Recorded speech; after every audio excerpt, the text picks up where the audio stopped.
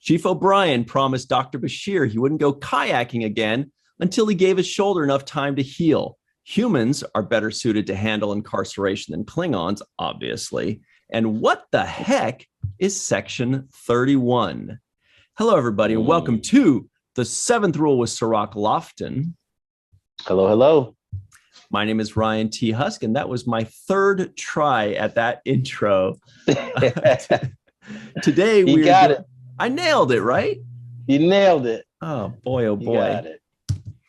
Today, we're doing a review of Deep Space Nine, Season 6, Episode 18, entitled Inquisition, written by, boy, we talk about these guys a lot, Bradley Thompson and David Weddle. Directed by, did you catch who it's directed by? I did not. Michael Q. Dorn. Wow. Did you is that really his middle name? Q? Should be, though. Probably not. I was gonna say Quincy. It stands for Quincy. I was like, I never heard that before. That's breaking news. And this was April 8th, 1998. That's a special day. I think that's when the world found out that Kurt Cobain passed away. April 8th. I think that was 1994, though. But anyway, day in infamy. How are you today? I'm doing good. I'm doing really good. Yeah. How about you? Awesome. Actually, I think he died on the 6th or 7th, but that's when we found out it was the 8th. I remember because it was my girlfriend at the time's birthday, and that was like one of our favorite bands. And that was her birthday present, was me telling her, oh, I just heard that Kurt Cobain died. And that sucked. Anyway. Yeah. But this episode did not suck. And that is our segue of the day. Yes, this episode did not suck. That's a good one. Yeah, a little celebration for the Rams who won the championship in the NFL. A little shout out to them, just to put that in the time capsule. So I'm rocking my blue and yellow and a little subliminals. But yeah, this episode. I love the shirt, Cirroc. Everybody that's just listening, it's an Abyssinian kiosk creation. Check it out in our description box below, abyssiniankiosk.com. That is Cirroc's sister that makes the coolest freaking stuff. And it looks like almost like an X-Men Wolverine / Ethiopian design. It's definitely my favorite of his shirts and of her creations.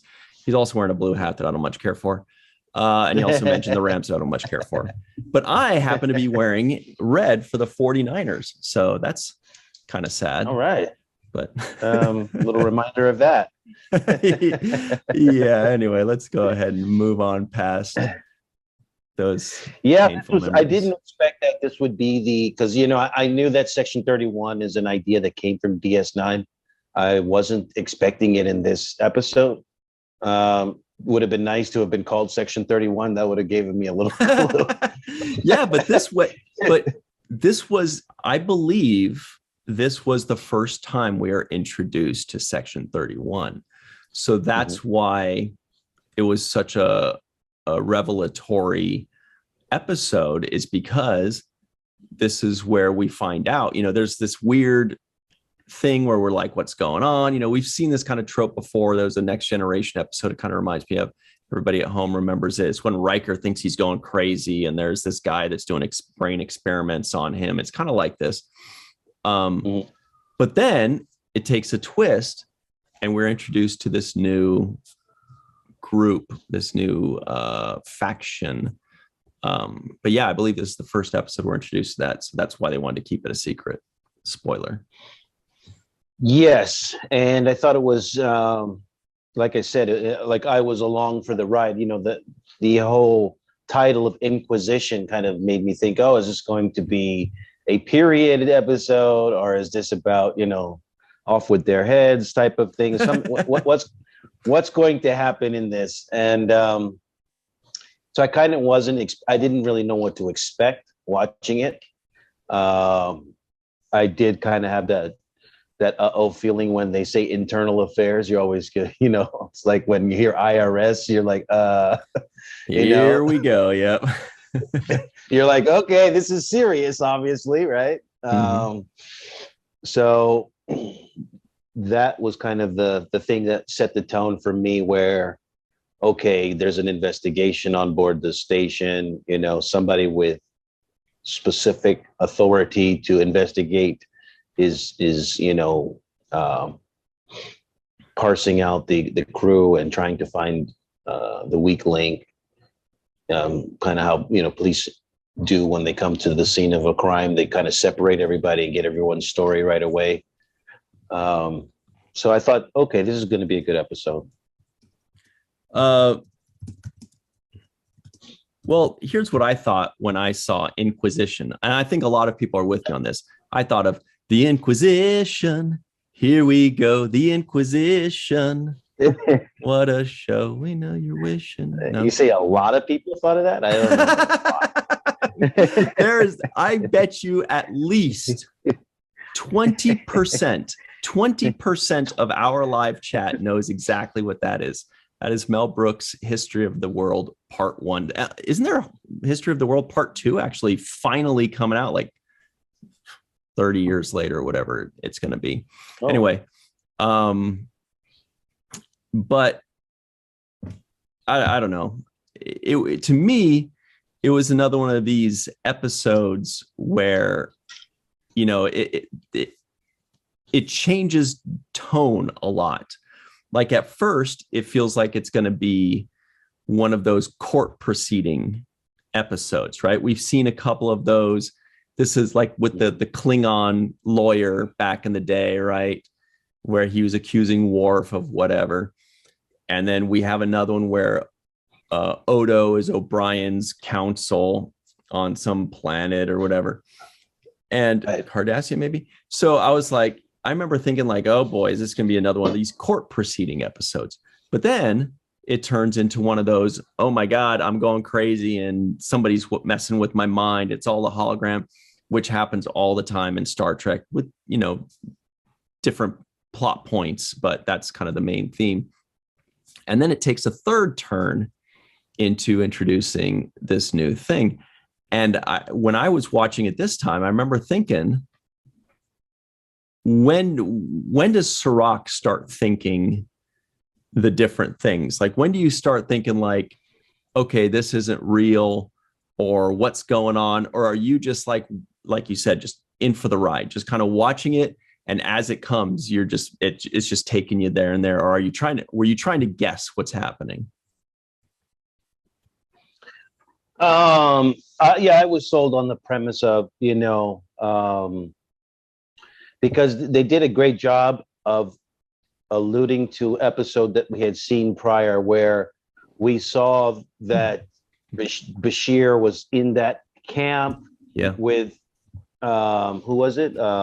Which Klingon was it? It was Martok, right? Yeah. Yeah, so we saw him in Martok. They were replaced by the changelings on the station. So we also did see a little bit of that. So they dug back into that story, which is great because it already has a foundation to it. It already something that we've worked that out. It's already part of the canon. It's like, we know that this is the things that actually happened. We know that he existed. We know that he was a part of this camp. We know that he was missing for a while. And so that was great because it allowed us to kind of hook the story into something that was already, set as precedent.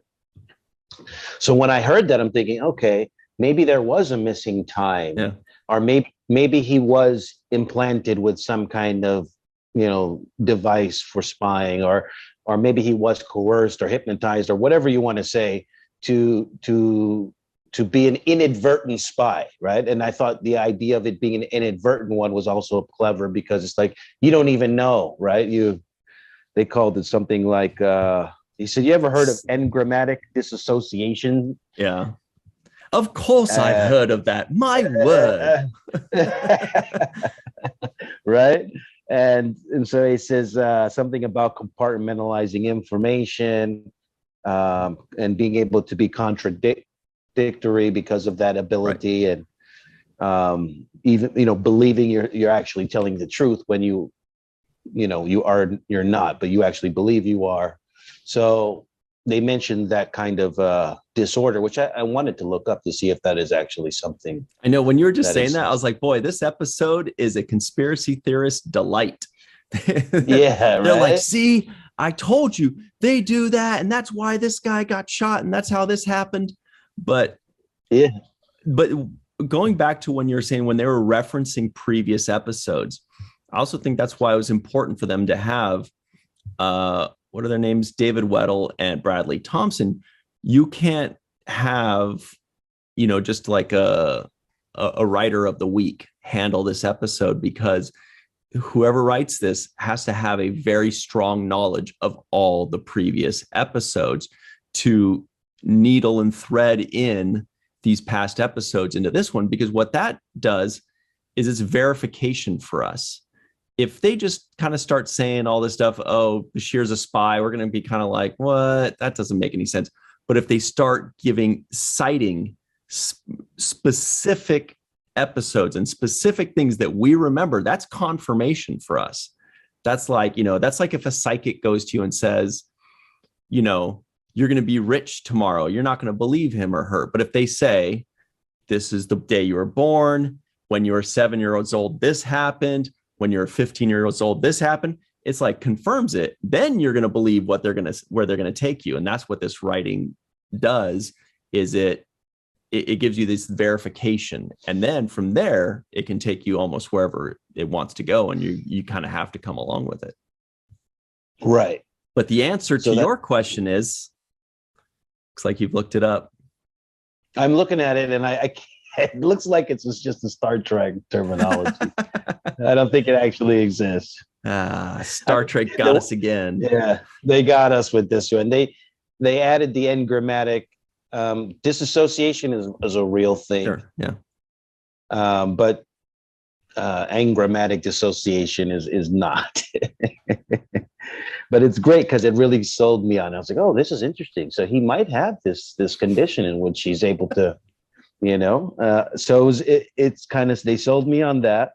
And talk about, sorry, but talk about the long con.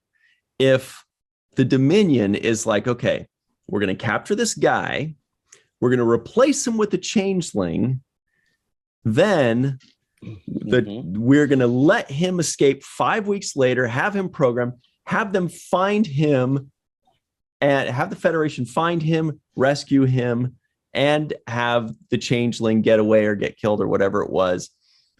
And then we've implanted him.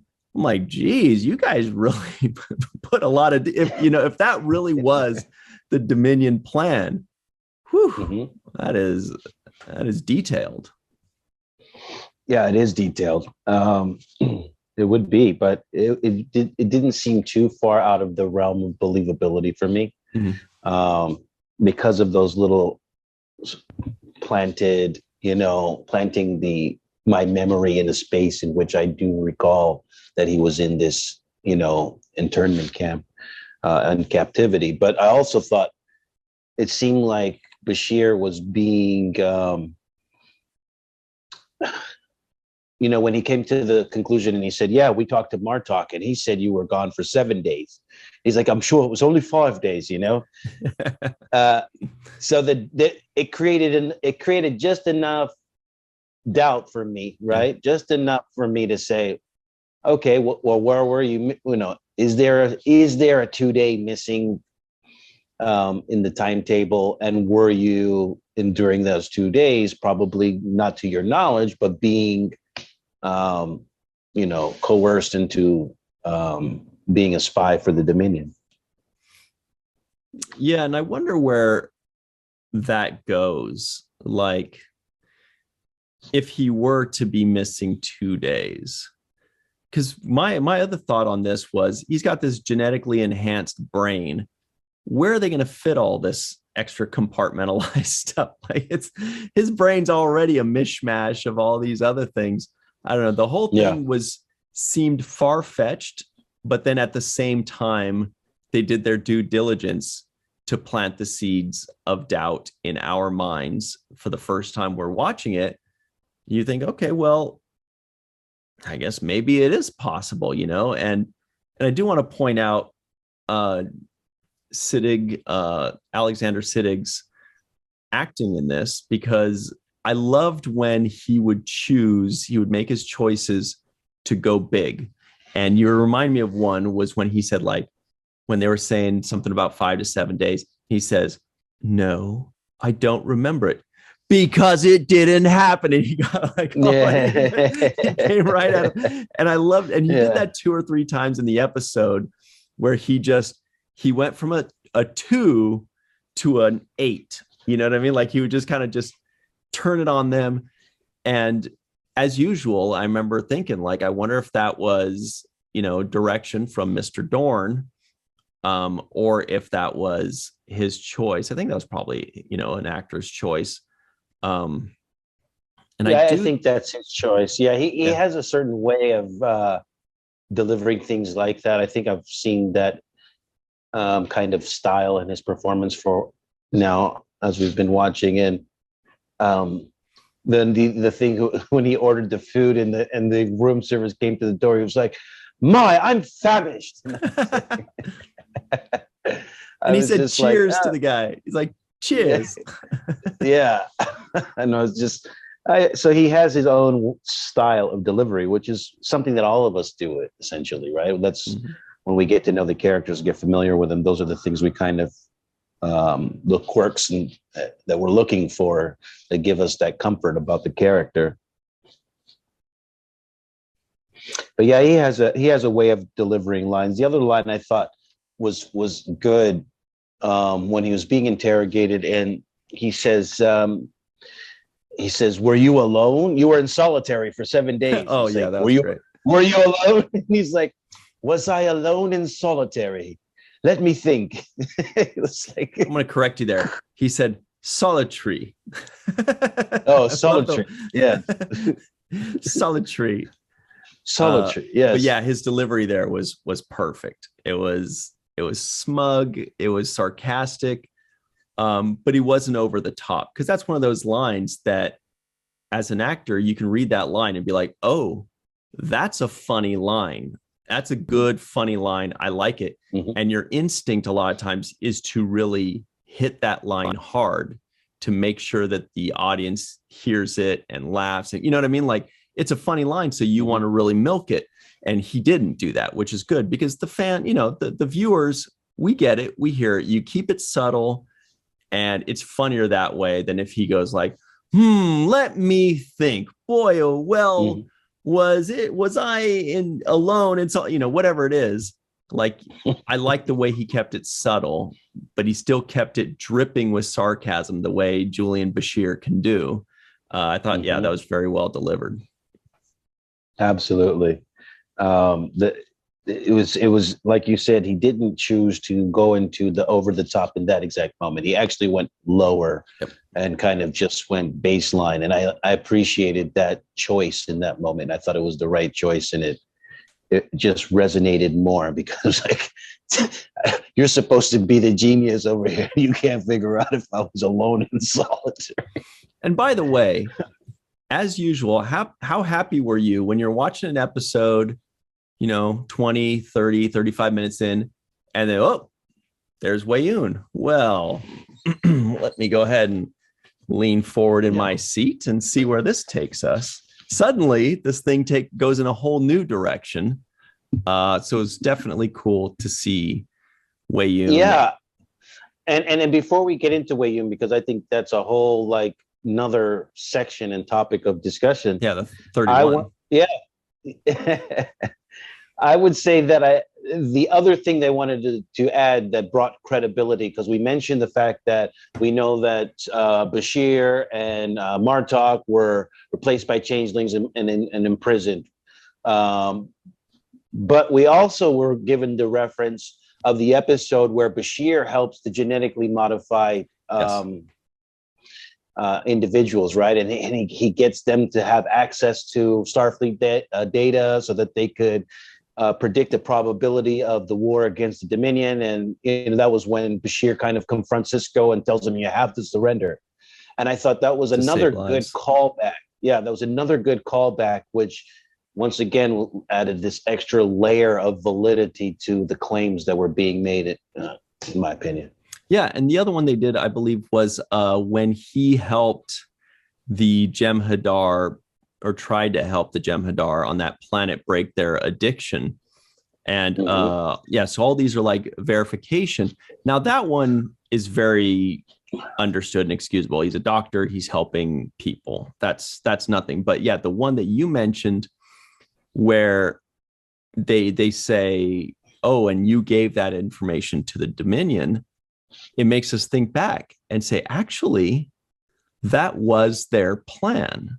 They were planning on doing that, but then they were stopped. And then it makes you think, well, that totally works. Not only did they reference that episode that we know, they also said something about it where you're like, well, they certainly could have. That was their plan. They were planning on doing it. Maybe he just was like, okay, yeah, I won't do it. You guys go along. I'll be right there in a second. And then he just types in his little thing and meets up with them later. Yeah, and I think another thing that I would have added, because I was expecting to hear this and it didn't come, but I would have added something from the writer's perspective to layer that story just a little bit more and raise the stakes. And that would be that one of those genetically modified people that he was in, teaching and engaged with, if one of them somehow was caught doing something later on that we didn't know about, and he references, that guy that you worked with, the guy who was trying to kill everybody. Yeah. Well, he ended up going to the Dominion and giving them classified information that you gave him access to, And so that would add for me like, oh, wow. So maybe maybe they were working together, just to add a little bit more of intensity to that. Well, and we all know who it would have been. It wouldn't have been the sinister guy. It would have been the party hat guy. It would have been the guy. He would be like, oh, okay, I'm just going to go get some more punch. And he'd be like, dude, I'm typing into my friends right now. Here we go. This is going to be fun. We are saving lives. Let's celebrate. Yeah, exactly. What's his name? What was that guy's name? Dummy or something? I don't remember. No, but it was, that would be another just layer, like, oh, that guy did this. And, now I'm going to be like viewed as an accomplice because I gave him access to certain information. That was another kind of where I was going in my mind when they brought that up.